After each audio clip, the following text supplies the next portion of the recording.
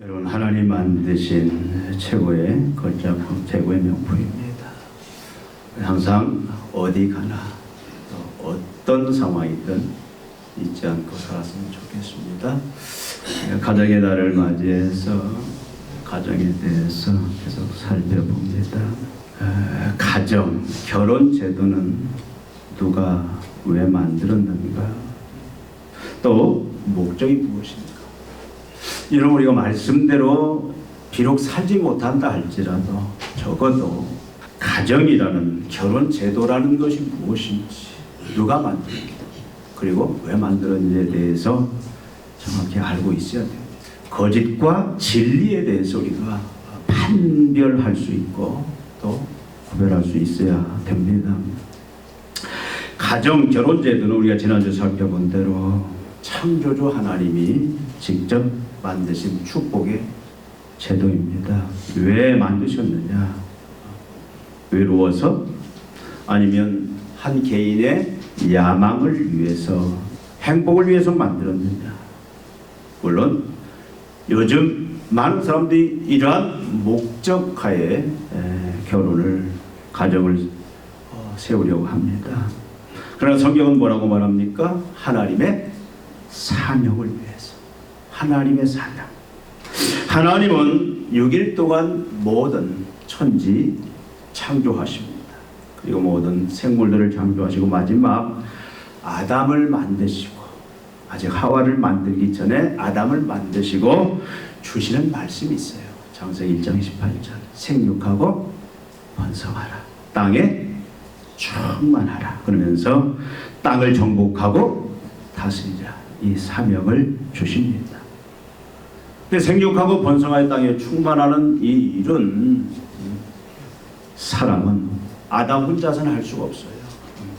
이 하나님이 이 사명 주시고 그 다음에 하와 짝을 만들기 전에 모든 생물들을 그 앞에 지나가게 하십니다. 짝으로 지나가게 하십니다.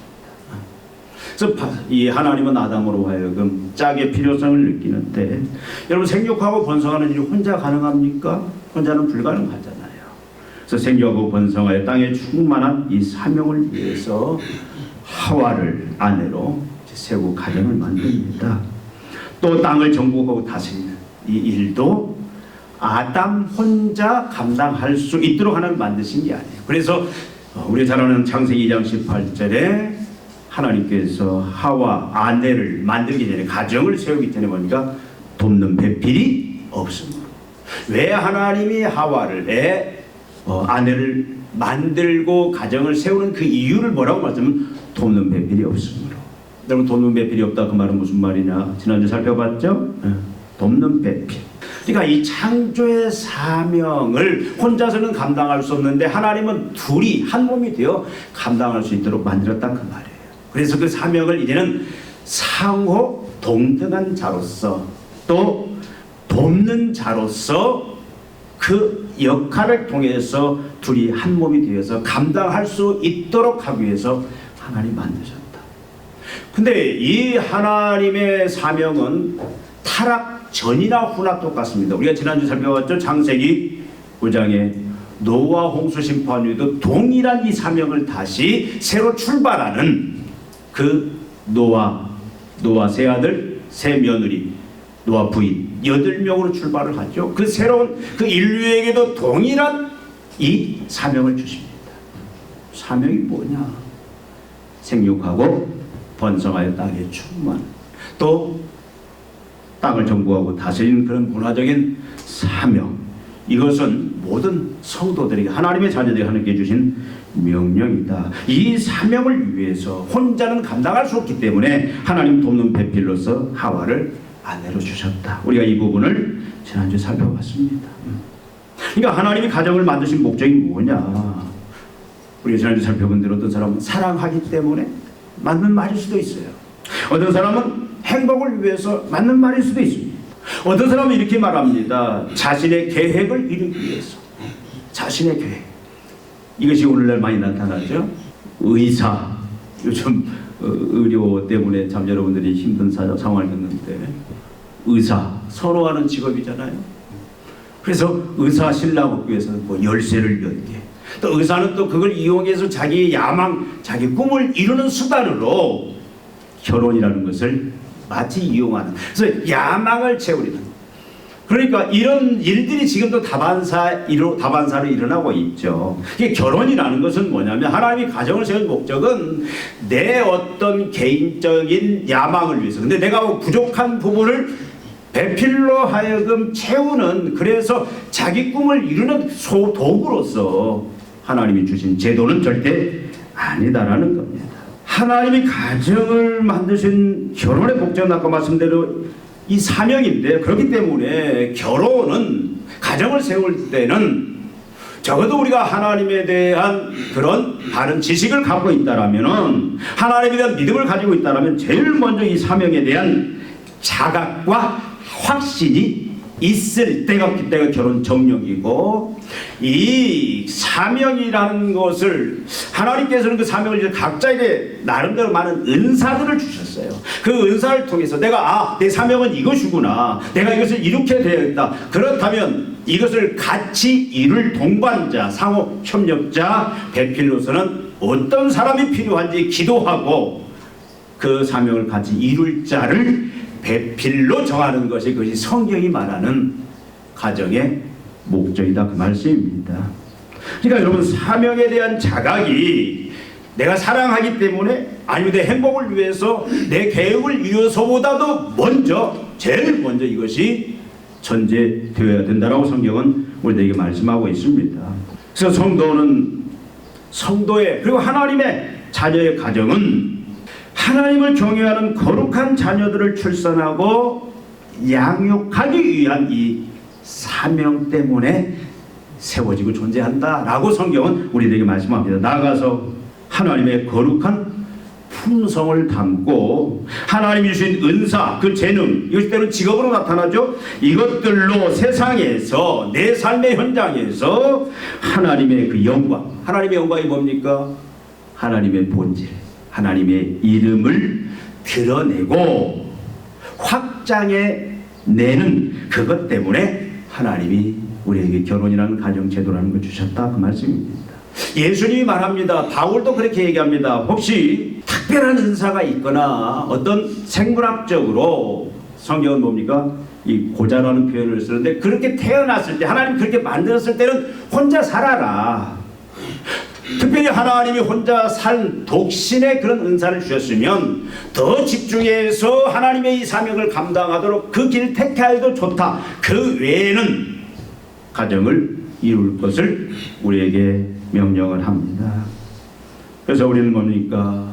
가정을 이룸으로 말미암아 둘이 하나, 일남일녀, 그렇죠?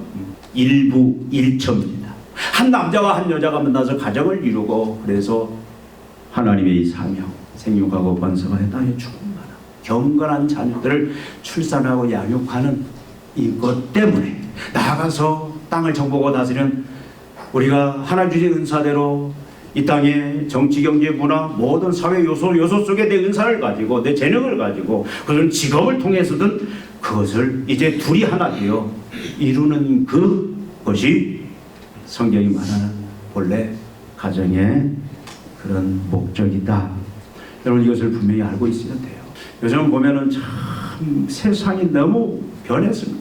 변해도 너무 변했어요. 특히 우리를 혼란케 만드는 게 뭡니까? 많은 가양 매스컴들 아닙니까? 요즘은 유튜브까지 뭐 각양 매체들 있잖아요. 거기서 나름대로 또 그 분야의 전문가라고 하는, 또 세상의 유명 정말 인사라고 하는 사람들이 나와서 가정은 이런 거다, 결혼은 이런 거다, 자기 나름대로 여러 이야기들을 하지만, 여러분, 성경과 일치된 얘기를 하는 사람들을 많이 볼 수가 없습니다. 이 시대의 하나의 흐름들을 다 이야기하고 자기 경험을 이야기하고, 여러분은 그것이 사실인지 거짓인지, 그것이 하나님이 세우신 원래 목적인지 아닌지, 적어도 우리가 그 부분에 대해서 적어도 우리가 구별할 수는 있어야 된다, 그 말이에요. 적어도 우리가 자녀들을 이제 가정을 이루게 하는, 거기까지 우리가 사명인데 그 일을 우리가 적어도 하나님 안에서 바로 감당하는 그 자리까지 우리가 나가야 된다, 그 말씀입니다. 모든 성도는, 모든 하나님의 자녀는 결혼이라는 축복된 제도를 통해서 한 남자와 한 여자 둘이 한 육체가 되어서 이 사명을 감당해야 됩니다. 조건이 안 되거나 또 은사가 있는 자라면 혼자서라도 감당을 해야 돼요. 어떤 사람은 결혼을 안 하고 혼자 이 사명을 감당해라는 사람도 있습니다. 어떤 사람은 뭐 입양이라는 어떤 방법을 통해서, 아니면 많은 사람들을 그냥 전도해서 그들을 하나님의 말씀으로 경건한 자녀들을 잘 양육하고 세워가는 이런 방식으로 이 사명을 감당하는 사람들도 있어요. 많은 사람의 도움을 받으면서. 또 우리가 원치 아니하는 어떻게 불신 가정을 세울 수도 있잖아요. 그리고 그 나름대로 둘이 하나 되어야 되는데 특별히 그렇지 못한 상황 같으면 어떻게 해요? 내가 더 하나님 앞에 더 열심히 기도하고 하나님을 의지하면서 어떻든 우리는 이 사명을 이뤄내기 위해서 몸부림쳐야 되는 것이 우리의, 저와 여러분들의 교회의 바로 가정을 이제 세우고, 결혼이라는 것을 우리가 세울 때, 할 때 가져야 될 중요한, 우리가 품어야 될 진리다, 그 말씀입니다. 그러면 이렇게 하나님의 그 사명, 어떻게 하면 내가 사명을 이룰 수 있을까? 그 사명이 전제가 되어서 이렇게 결혼과 가정을 세우고, 또 그렇게 세워가려고, 비록 그렇게 완벽하게 세우지는 못할지라도 그렇게 세워가려고 몸부림치고 애쓰고 하나님을 의지해 가는 사람들은, 여러분, 놀라운 하나님의 축복이 있어요. 어떤 축복이 있습니까? 이 사명이 전제가 되어서 가정을 세우고 그렇게 하나님을 의지해서 나아가는 사람은요, 뭐가 저절로 따라오냐면 자연히 사랑이라는 게 따라오는데, 그 사랑은 변치가 않아요. 여러분, 내가 사랑하기 때문에 결혼을 했을 때는 제가 말씀드린 것처럼 그 사랑은 조건이 바뀌어지기 때문에 사랑은 바뀌어요. 나중에는 사랑이 식습니다. 장질부사 앓는 사람이 그 10병 싫어지면 10병이 사라진 것처럼 나중에 사랑이 식어버리면 또 계속해서 사랑이 유지되는 게 아니다라는 거예요. 근데 하나님이 주신 사명, 원래 하나님이 가정이라는, 결혼이라는 그 제도를 정확하게 꿰뚫고 어떻든 하나님 앞에 말씀으로 순종함으로 가정을 이룬 사람은요, 저절로 그 사랑, 영원히 변질되지 아니하는 건강하고 신선한 그 사랑이 계속해서 이 땅에서 유지될 수 있다는 겁니다. 나가서 행복도 마찬가지. 행복이 저절로 옵니다. 그 어떤 행복이에요? 영원히 변치 않는 신선한, 그래서 신선하고 건강한 그런 행복들이, 나아가서 그런 영광들이, 축복들이 저절로 따라온다라는 거예요. 이게 하나님이 약속한 복입니다. 오늘은 우리가 성경에서 이런 가정을 소개하고 그 핵심의 비결이 무엇인지, 이 부분들을 오늘 좀 더 살펴보기를 원합니다. 적어도 우리가 이 부분에 대해서는 우리가 자신 있게 누구를 향해서라도 자신 있게 이야기할 수 있어야 돼요. 진화론적인 학문에서 지금 얼마나 많은 지금 학교 교육이 피폐해졌습니까? 학생 인권 조례가 이제는 각 도마다 다 발표가 됐는데, 여러분 끔찍합니다. 그 학생 인권 조례는 끔찍해요. 학교에다 맡길 수가 없어요. 사회에 맡길 수 없습니다. 정부에 맡길 수 없습니다. 지금도 호시탐탐 뭐예요. 법들을 통해서 이제 이걸 제도화시켜가지고 완전 성경, 하나님이 우리에게 진리로 말씀한 결혼제도, 가정제도를 파괴하는 이 모습들이 지금 계속 일어나고 있는데, 이 부분에 대해서 저 우리가 분명하게, 확고하게, 누구를 향해서도 자신 있게 하나님이, 가정은 하나님이 세웠다, 왜 세웠는지, 어떻게 세워야 하는지 여러분 분명하게 말할 수 있어야 된다, 그 말씀이에요.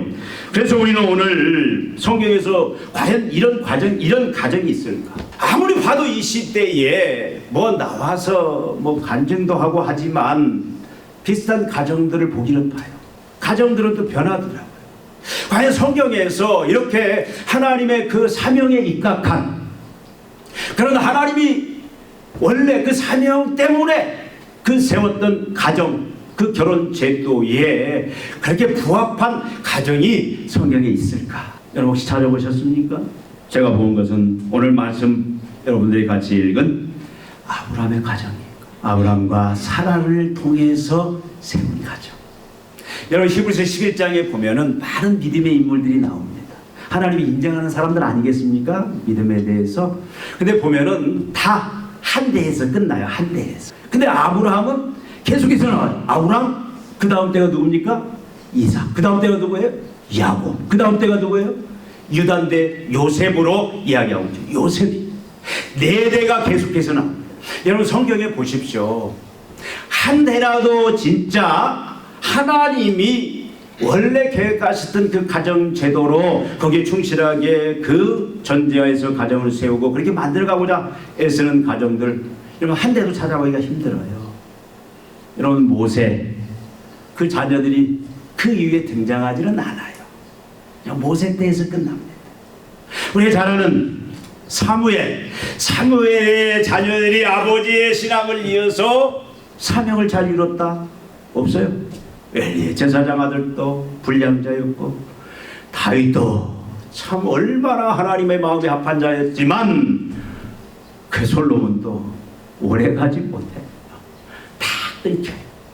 근데 아브라함 보면은 아브라함, 이삭, 야곱, 물론 이들이 완벽한 건 아닙니다. 많은 시행착오가 있지만 그래도 하나님이 원래 의도하셨던 그 결혼 가정 제도에 가장 부합한 가정이 아브라함과 사라의 가정이 아닌가, 저는 그렇게 생각을 해봅니다. 여러분 성경에 많은 가정이 등장하지만 처음부터 완전한 가정은 없어요. 다 하나님의 은혜로 만들어져 갑니다. 부족에서 출발하지만 그리고 끝까지 완성을 하다가 결국 끝나는데, 우리가 완벽한 모습을, 완성된 모습을 보기는 힘들지만 여러분 하나님이 원하시는 가정은 처음부터 완전한 가정은 없어요. 만들어 가라라.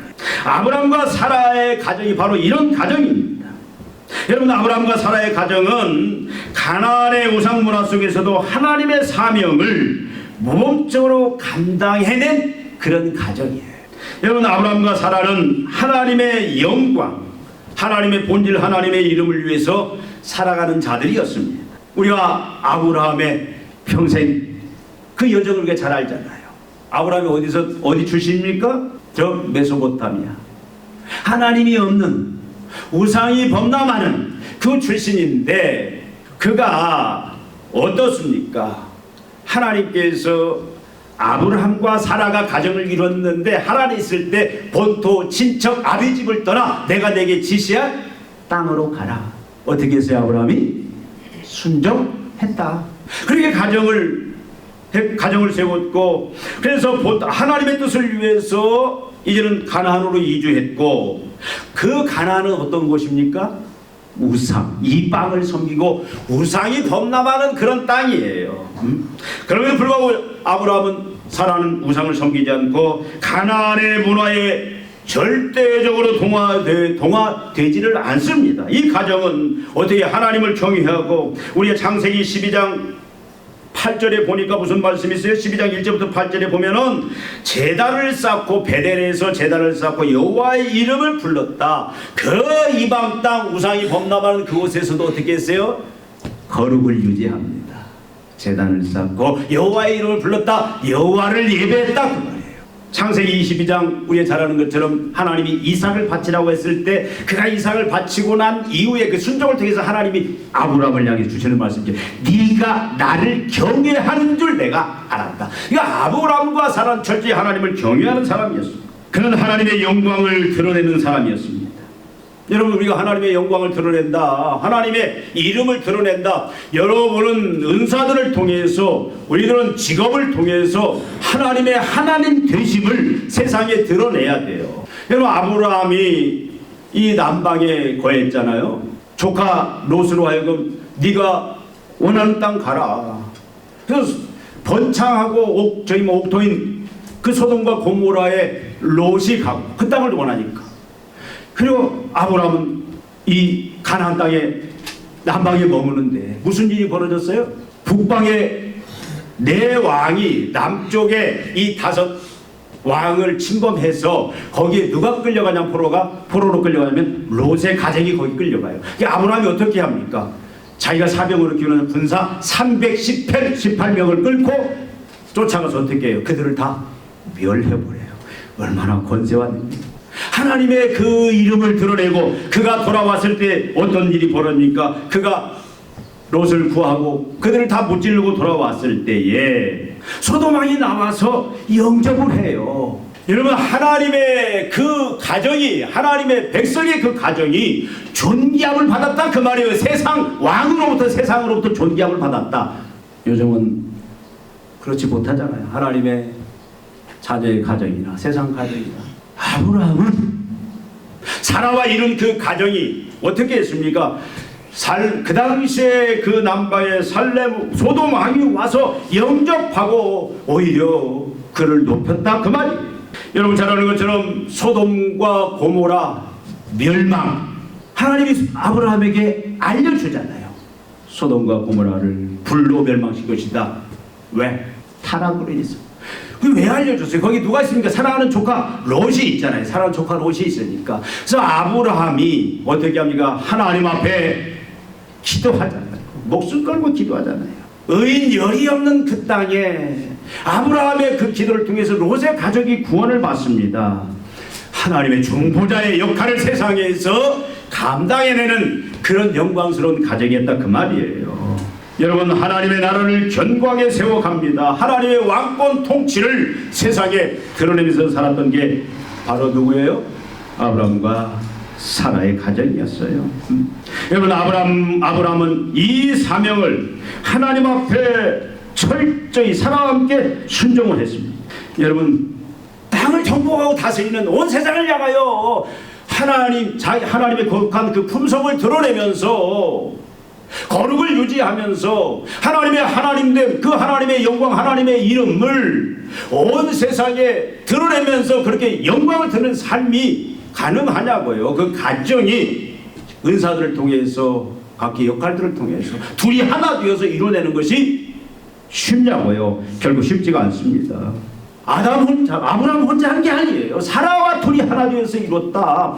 여러분, 아내의 영향력이 얼마나 큰지 여러분 아시잖아요. 여러분, 아내의 영향력은 대단한 겁니다. 인류의 주인 아담이 하나님 앞에 사명을 받았잖아요.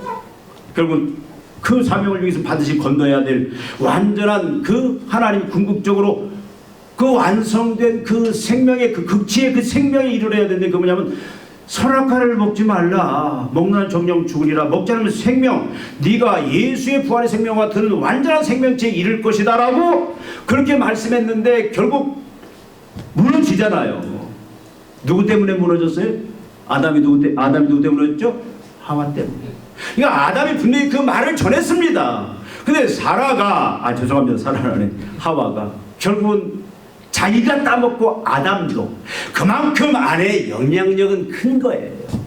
부부에 있어서 아내의 영향력이 얼마나 큰지 모릅니다. 만약에 사라가 동의하지 않고 동조하지 않고 협력하지 않았다면 아브라함이 과연 이게 가능했을까? 본토 친척 한식을 떠나 내가 지시할 땅으로 가라. 가려면 너 혼자 가라. 너 혼자 가. 나는 안 가. 보통 그렇잖아요. 목회자들 중에서도 그런 경우가 있습니다. 어떤 사역지를 정해놓을 때에 부부가 이게 일치가 되지 아니해서 서로 곤란을 겪는 경우도 많아요.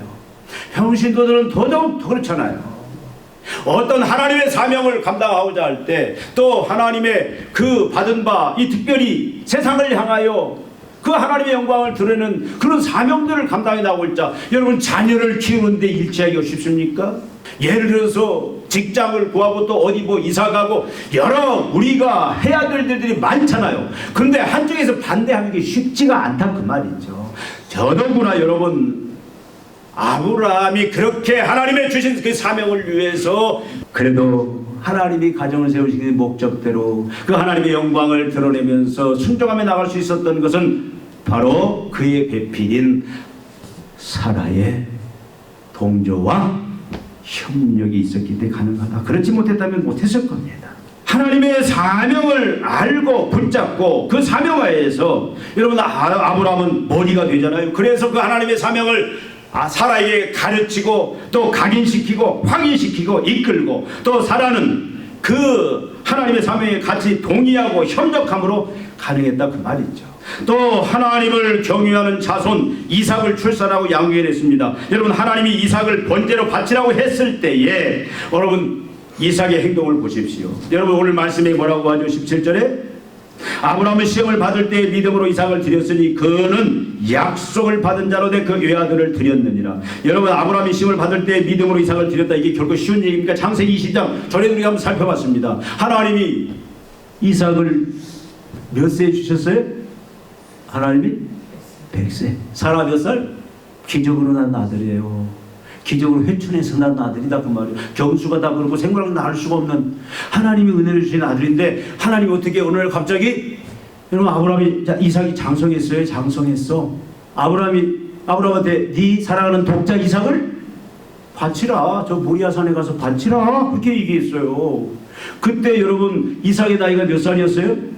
성경이 정확히 알 수는 없지만 번제일에 태울 나무를 스스로 지고 갈 나이니까 아직 사라가 죽지 않아요. 사라가 127세에 죽습니다. 그러니까 사라가 죽을 때에 이삭의 나이가 37세예요. 그러니까 37세는 아직 안 됐어요. 그러니까 우리가 추론해 볼 때 15살에서 한 20살 정도의 그 이삭의 나이입니다. 그러면 갑자기 하나님이 이삭을 바치라. 그러면 아브라함이 그걸 바치러 가잖아요. 근데 재물이 없어요. 이삭이 물어봅니다. 불이 있고 나물이 있는 재물이 어디 있습니까? 그러니까 뭐라고 그래요? 하나님이 준비했다. 가서 제단을 쌓습니다. 그때 뭐라고 그래 이삭한테? 이삭이 이미 눈치챘어요. 재물은 바로 누구다? 너다. 하나님이 너를 번제로 태워 드리라고 한다. 여러분, 그러면 이삭이요 15살, 영광이가 몇 살이야? 19살이야 영광이가? 무슨 19살이야 영광이가? 19살이야 거짓말하네. 17살 아니야? 18살? 그 19살이라고 치고, 자, 영광이하고 이대관 집사님하고 한번 심하면 영광이 지금 안 걸리지? 아버지 왜 이러십니까? 여러분, 지금 120, 지금 이삭이 20살이면 아브라함 몇 살이에요? 120살이에요. 아유, 아버지 왜 이러십니까? 딱 아버지 묶어놓고 그냥 이런 법이 어디가 있어요? 그냥 도망가려도 얼마든지 할 수 있어요. 그거 이 양반 농담하시네, 도망 들었나 봐 하고 갈 수도 있는 그런 힘도 있습니다. 어머니, 어떻게 아버지, 아니 하나님이 어떻게 사람을 제물로 바치라고 합니까? 난 이런 하나님 안 믿습니다. 이런 하나님이 어디가 있습니까? 하고 거부한. 요즘 자녀들이요 다 그래요. 영광이 제물로 아버지가 바치려고 아버지 왜 이러십니까? 아버지 묶어놓고 그냥 가버리고, 이런 법이 어디가 있어요? 다 항의하고 요즘은 다 할 말 합니다. 이삭이 충분히 그럴 수가 있는데도 불구하고 이삭이 어떻게 했어요? 우리는 자꾸 이삭을 어린애로 보면 안 돼요. 얼마든지 너를 하나님 제물로 바치라고 할 때 안 됩니다라고 항변할 수 있는 이유도 있습니다. 합당한. 그리고 그걸 벗어날 수 있는, 저항할 수 있는 힘도 있어요. 근데 이삭이 어떻게 합니까? 예, 알겠습니다. 다들 묶으십시오. 결방했다고 했잖아요. 내가 혹시 이 본성으로 뛰쳐나갈지 모르니까 잘 묶으십시오. 잘 묶고요. 아버지 칼로 찌를 때에 그냥 한 방에 여기를, 그냥 한 방에 여기입니다. 여기. 여러분, 성경의 분위기를 그렇게 철저히 하나님의 말씀이니까 내가 아버지에게 순종하겠습니다 라고 이삭이 그런 행위를 보였다 그 말이에요. 이삭의 관점에서 보면은요, 얼마나 훌륭한 아들입니까 이게. 여러분, 우리가 잘 아는 것처럼 출애굽기 20장 12절 십계명이 뭐라고 했습니까? 네 부모를 공경하라. 네 부모를 공경하라. 에베소서 6장 1절 3절에 네 부모를 공경하라. 자녀들에게 부모를 공경하라고 그랬어요. 지금 그 모습이 지금 이삭의 모습이다 그 말이에요. 지금 이삭의 모습이 부모를 주고, 부모의 말을, 그것이 하나님의 말씀이니까 그대로 그냥 순종하는 이 모습, 얼마나 잘 키웠어요. 얼마나 아름다운 가정입니까? 하나님께 자신의 생명과 미래를 전부 바치는 그런 경건한 아들을 이 가정이 양육해냈다 그 말씀이에요. 여러분, 지금 한참 꿈이 있고 장래 그 부푼 꿈이 있지 않습니까? 내 인생이 있잖아요. 그런데도 불구하고 어떻게 합니까? 아버지의 말씀이니까, 하나님의 말씀이니까 내가 순종하겠습니다. 우리 찬양이가 그럴까 모르겠어. 아멘. 어려워요 이게 어떻게 가능하냐 이 말이에요.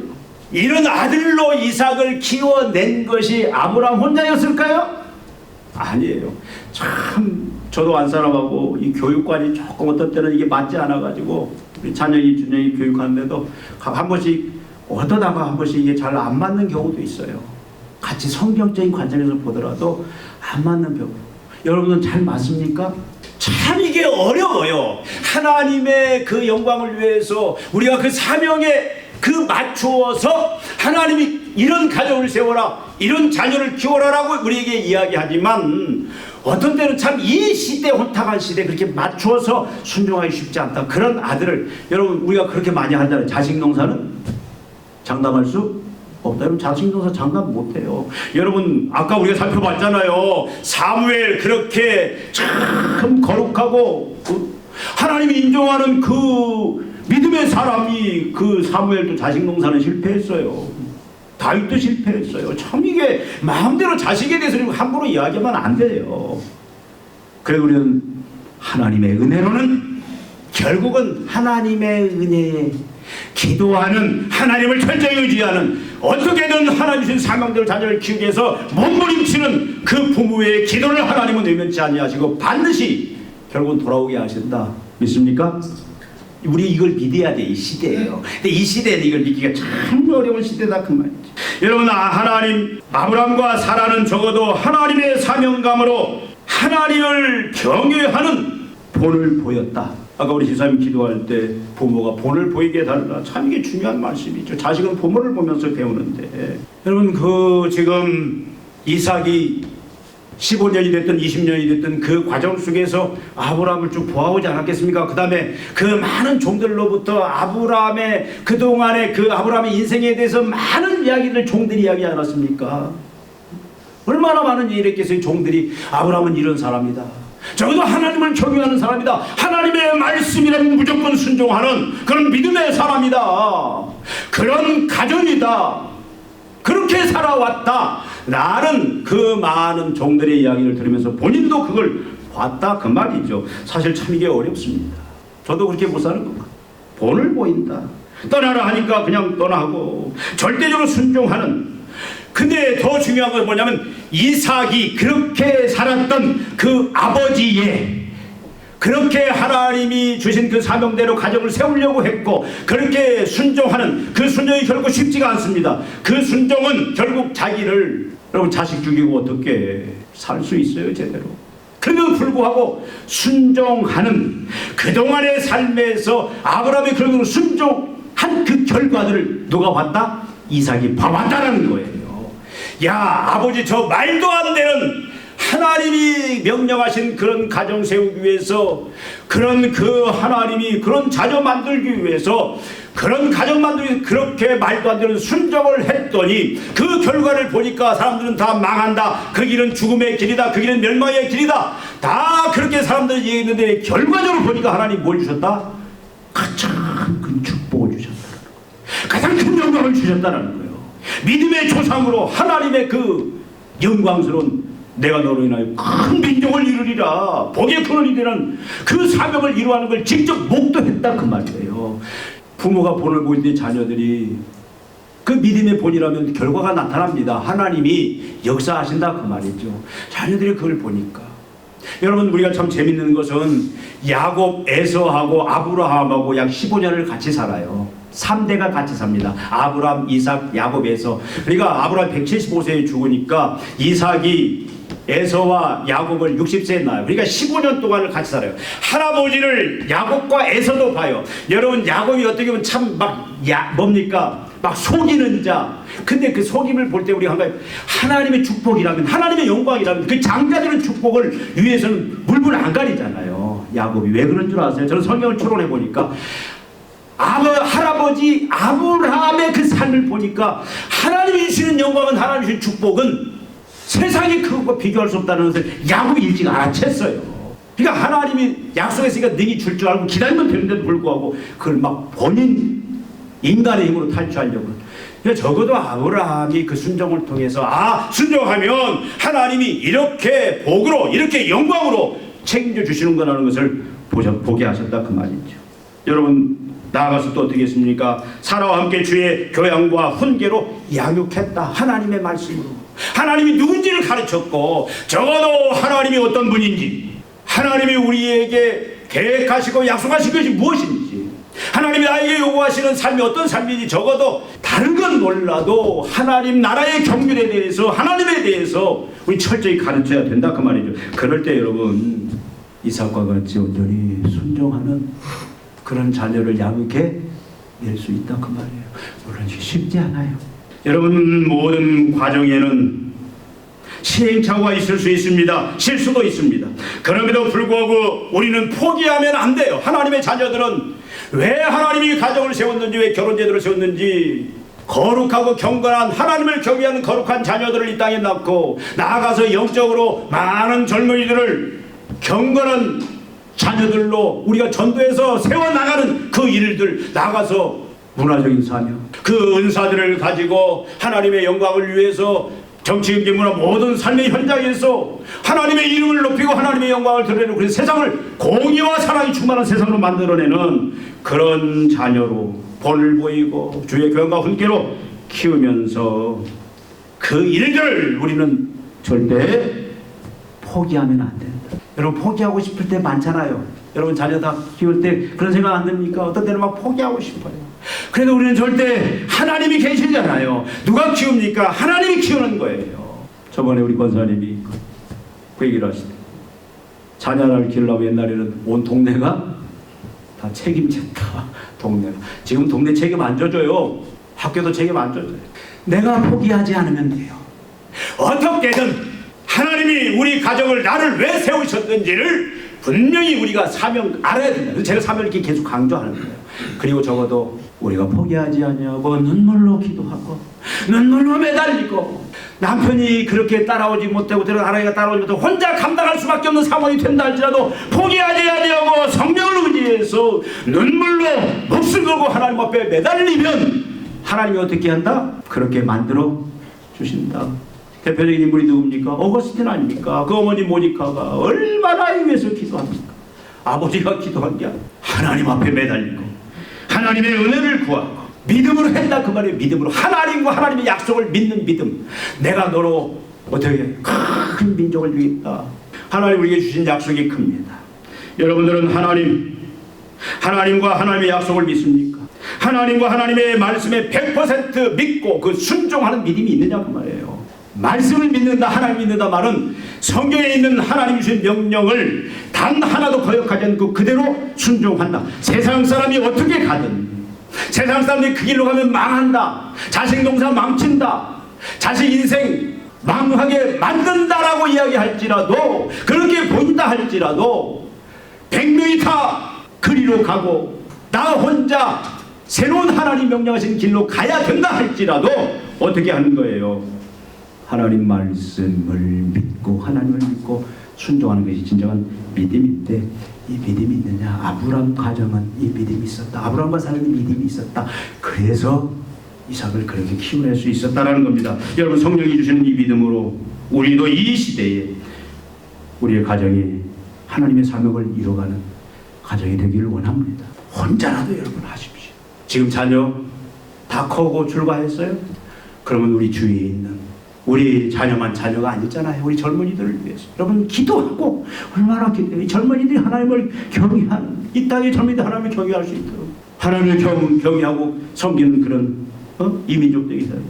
또 우리가 하나님의 말씀으로 양육하고 훈계하는 이런 일들을 통해서 우리가 이제는 어떻게 합니까? 이 사명을 이루는 가정으로 우리가 포기하지 않고 여러분들이 서로 협력하면서 서로 기도하면서 우리가 나아가십시다. 기도하겠습니다. 하나님 아버지, 가정의 날을 맞이하여 주님, 저희들이 참으로 하나님께서 가정을 만드셨는데, 축복의 도구로 만드셨는데 왜 만드셨는지, 또 어떻게 세워가는지 저희들이 살펴봅니다. 아브라함의 가정을 통하여 하나님, 우리가 참으로 하나님의 사명을 온전히 이루는 그 가정 어떻게 만들 수 있는지, 어떻게 세울 수 있는지 살펴봅니다.